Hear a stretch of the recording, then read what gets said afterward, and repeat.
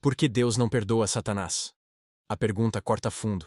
Atravessa a curiosidade e toca um ponto sensível da fé, onde justiça e misericórdia parecem se olhar em silêncio. Quando pensamos nisso, é natural lembrar que Deus perdoa pecadores, acolhe quem se arrepende, restaura quem cai. Então, por que não Satanás? Por que não os anjos que o seguiram? A resposta não está em um capricho divino, nem em abandono de compaixão. Ela nasce da própria natureza do pecado de Satanás e do que significa escolher, diante de Deus, com pleno conhecimento e plena liberdade. Falar de perdão, aqui, é falar de verdade diante da luz, e da liberdade posta à prova no lugar mais alto do universo moral, onde tudo é visto com clareza absoluta. A decisão não é um tropeço, é um veredito do coração. E Deus julga o que o coração decide quando já não existe ignorância que o desculpe. Esse contraste entre ignorância e plena consciência é a chave que abre o mistério da diferença entre o homem e o anjo caído. No princípio, Lúcifer não era um monstro. Era luz, portador de beleza, sabedoria, honra.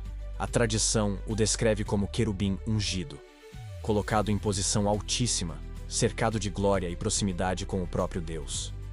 Não havia falha em sua criação, não havia defeito no toque do Criador. Havia, porém, liberdade. E liberdade não é um enfeite, é um risco sagrado. É o espaço onde o amor pode ser amor e a obediência pode ser verdadeira. A queda não começou no gesto, mas no coração, quando o orgulho acendeu a ilusão de ser igual ao Altíssimo. Não foi ignorância, não foi fraqueza, não foi confusão. Foi uma decisão clara, lúcida, deliberada. Quem está diante de Deus sem véus, não se engana sobre quem Deus é. Por isso a recusa não é só desobediência, é afronta à própria verdade. Por trás do brilho, Lúcifer escolheu contemplar a si mesmo, e ao preferir o próprio reflexo, perdeu a luz que lhe dava sentido. Esse é o perigo da soberba. Ela transforma até a beleza em queda. Aqui está a primeira chave.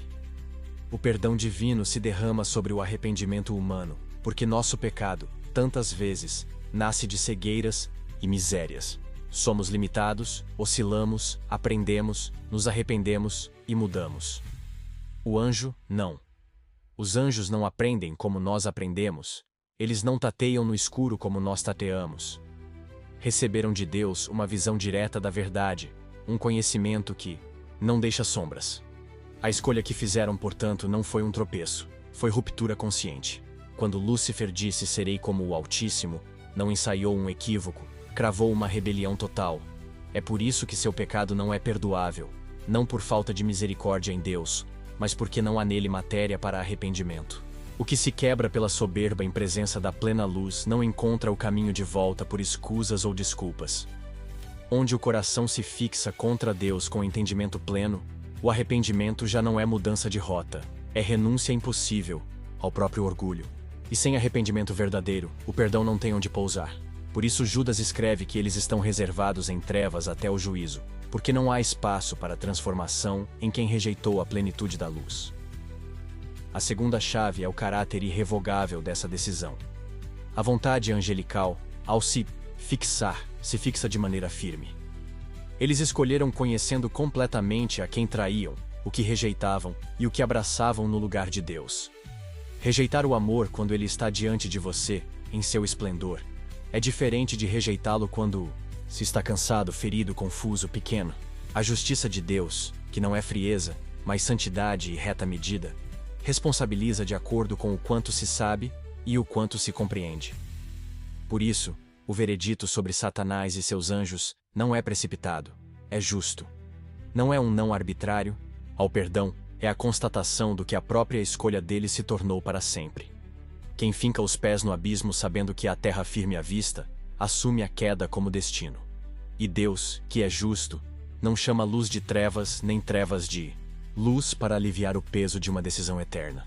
Aqui não há injustiça, a coerência divina com sua própria santidade. A terceira chave é o desenho da redenção. Deus nos amou de tal forma que se fez homem, entrou na nossa história, assumiu nossa carne, nossos limites, nossas dores. A cruz não foi levantada para anjos, foi levantada para a gente. O sangue derramado tem alvo humano, porque nossa condição admite caminho de volta, admite conversão, admite novo coração. A economia da salvação não é uma regra fria, é um gesto concreto. Cristo vem, sofre, morre e ressuscita para reconciliar pessoas que pecam em meio às sombras e podem, pela graça, mudar de direção. Os anjos caídos não estão nessa equação, não porque Deus os odeie, mas porque sua decisão trancou a porta por dentro. O Redentor se identifica conosco para nos conduzir de volta, e é justamente essa identificação que os anjos, imutáveis em sua escolha, recusaram para sempre. Onde a encarnação abre um caminho, a recusa angelical ergue um muro que nenhum atalho contorna. É como Paulo escreveu: Cristo Jesus veio ao mundo para salvar os pecadores. Não há nenhuma promessa semelhante feita aos anjos rebeldes. Talvez alguém pergunte: e a segunda chance? Se Deus é tão paciente, por que não ofereceu a Satanás uma nova oportunidade? Pense no que significaria uma segunda chance sem arrependimento.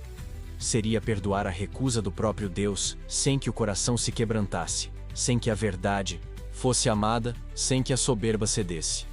Perdão, na Escritura, não é apagar a realidade, é transformar o pecador. Onde não há desejo de retorno, onde não há dor pela ofensa, o perdão não encontra pouso. Mas ainda no caso de Satanás, onde há rejeição lúcida e contínua, o que se pediria a Deus? Que tratasse a santidade como irrelevante? Que ignorasse a liberdade levada ao extremo contra ele? Deus não violenta a liberdade que ele mesmo deu. Ele a respeita, inclusive quando essa liberdade se volta contra a luz. A oferta de um recomeço sem conversão seria negar a justiça, e a justiça é a moldura que preserva o sentido da misericórdia. Onde a graça seria mero gesto sem verdade, Deus não consente, pois ele é fiel a si mesmo. É por isso que Pedro escreve que Deus não poupou os anjos que pecaram, mas os lançou em prisões eternas. A gravidade da rebelião angelical exige que falemos da justiça divina sem encolher o coração. Justiça, em Deus, não é vingança. Cega, é o brilho do que é certo. É a afirmação de que o bem tem peso, a verdade tem lugar, e a santidade não é uma decoração a ser tirada da prateleira quando convém. Quando Deus sustenta seu juízo sobre Satanás, ele não se torna menos amor. Ele mostra que o amor verdadeiro não tolera a mentira que destrói. Seria amor permitir que o pai da mentira se assentasse novamente sem confissão, sem conversão, sem verdade? Seria misericórdia transformar o céu em lugar onde o ódio pela glória de Deus fosse tolerado? A resposta é dura e ao mesmo tempo luminosa: não. A justiça impede que o mal se disfarce de bem e que a rebelião ocupe tronos que pertencem à santidade. Em última instância, o juízo resguarda a promessa de um reino onde a paz não é retórica, mas fruto de verdade que não se vende. Esse é o fundamento da esperança. O mal não terá a última palavra. Mas, e nós? Por que nós podemos ser perdoados? Porque nosso pecado, embora real e sério, encontra em nós um lugar onde a graça pode trabalhar. Não vemos tudo, não sabemos tudo, não compreendemos tudo. O Evangelho chega como luz que se acende no quarto, e aprendemos a abrir os olhos. Quando caímos, podemos chorar. Quando erramos, podemos aprender. Quando ofendemos, podemos nos arrepender. E Deus, que é justo, é também ricamente misericordioso. Ele não relativiza o mal, ele o carrega em Cristo, para que o pecador, ao se voltar, receba nova vida. É a diferença entre quem fechou a porta à verdade, sabendo exatamente o que fazia, e quem, vendo aos poucos, pode abrir o coração à voz que chama. A graça não infantiliza nossa responsabilidade, mas nos capacita a responder com fé e humildade. Assim, a esperança não depende da perfeição que não temos, depende da mão estendida que não se cansa. E essa é a boa notícia. O que para Satanás é sentença, para nós é salvação. Há ainda um ponto que não pode ser ignorado: o orgulho. O orgulho é a espinha dorsal do pecado de Satanás, o nervo que sustenta sua recusa. Ele não quer voltar, não deseja servir, não aceita adorar, não se rende. Toda sua atuação, desde a queda, é guerra contra a vontade de Deus e engano contra os filhos de Deus. O orgulho que o levou a dizer, serei como o Altíssimo, é o mesmo que o impede de dizer, pequei contra o Altíssimo. O inferno, em sua essência, não é Deus se empolgando em punir, É a criatura se fixando para sempre em não amar. E Deus, que não mente, chama isso pelo nome que tem. Nas pequenas escolhas cotidianas, nós provamos do mesmo veneno quando preferimos o eu absoluto à vontade do Senhor. Por isso, a vigilância não é exagero, é disciplina de quem conhece o inimigo e não quer imitá-lo. Deus resiste aos soberbos, mas dá graça aos humildes, escreveu Tiago. E isso vale tanto para nós quanto para a lembrança eterna do destino de Satanás. Talvez o nosso coração lamente, e é bom que lamente. Lamentar é sinal de que levamos a sério que Deus é amor. Mas o mesmo coração precisa aprender a reverência que diz, tu és santo. A reverência que entende que a misericórdia não vem com desconto de verdade. A reverência que abraça a cruz como única ponte entre nossa noite e o dia de Deus. A história dos anjos caídos é aviso, mas também é aula. Ensina o peso das escolhas. Ensina o perigo do orgulho. Ensina que não é possível brincar com a glória. Ensina, sobretudo, que o perdão é dom para quem se volta, não medalha para quem desafia. Quem teme ao Senhor encontra sabedoria para trilhar o caminho estreito. E quem se humilha encontra descanso debaixo das asas do Altíssimo. Entre lamentar e reverenciar, escolhemos adorar, e adorando, permanecemos. E essa reverência não nos afasta, mas nos aproxima do amor que é ao mesmo tempo misericordioso e justo. Diante disso, a pergunta muda. Não é mais porque Deus não perdoa Satanás, e sim porque Ele me perdoa. E a resposta é uma só: porque Ele me amou em Cristo. Porque Ele me chama pelo nome. Porque Ele abre caminho e me convida a atravessar. Porque Ele oferece graça hoje, enquanto se chama hoje. E se a graça é oferecida, então o que nos cabe é responder. Não endurecer. Não adiar. Não dizer depois. O agora de Deus é misericórdia estendida. A mão está estendida, não para anjos que fixaram para sempre a recusa, mas para pessoas que mesmo caídas podem dizer, tem piedade de mim. A fé, aqui, não é teoria, é passo concreto em direção ao Pai que corre ao nosso encontro. E cada passo dado em arrependimento é um passo fora das sombras para a sala da luz. Essa é a grandeza da graça. Ela se estende onde o orgulho não fechou todas as portas.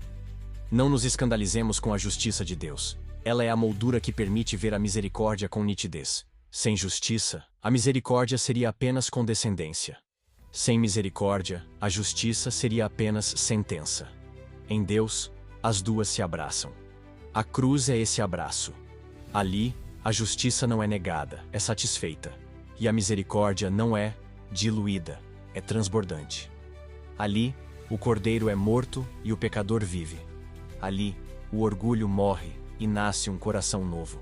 E é isso que Satanás não quer, por isso não é perdoado, porque não busca, não deseja, não aceita. Deus não nega perdão a quem se arrepende. Deus revela que o perdão não existe onde o arrependimento é impossível. E quando essa verdade pesa, lembremos que o peso maior ele já carregou, para que não desanimemos no caminho. O que para ele foi queda definitiva, para nós é convite para recomeçar. A justiça e a misericórdia, unidas, formam o arco que sustenta toda a história da salvação. Talvez você carregue culpas antigas, palavras que disse, escolhas que tomou, caminhos que percorreu.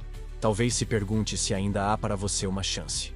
Ouça, enquanto há fôlego, há caminho. Enquanto a palavra ecoa, há retorno. Enquanto o coração sente o toque da graça, há vida nova. Não há selo de condenação para quem se volta para Cristo. Não há história pesada demais que Ele não possa reescrever. A diferença entre você e o inimigo de Deus não está no tamanho do poder, está na disposição do coração. O dele é pedra, o seu pode ser carne. E um coração de carne aprende a amar outra vez, aprende a obedecer, aprende a descansar, não em si mesmo, mas na fidelidade daquele que promete. A estrada da volta é estreita, mas está aberta, e o pastor conhece cada passo que você precisa dar. Essa é a esperança que sustenta a caminhada. O Deus que não perdoa Satanás é o mesmo que estende perdão a você. Por isso, tema o orgulho e abrace a humildade. Tema a recusa e abrace a fé. Tema a mentira que promete liberdade enquanto acorrenta, e abrace a verdade que pede rendição e liberta. Se a história dos anjos caídos tem um eco para nós, é este. Não brinque com a luz. Se Deus fala, responda. Se Deus convence, renda-se. Se Deus perdoa, creia. Se Deus chama, venha. A justiça de Deus não é um muro que impede, é um horizonte que mostra onde termina a noite. A misericórdia de Deus não é um atalho que ignora a verdade. É o caminho real que conduz para casa.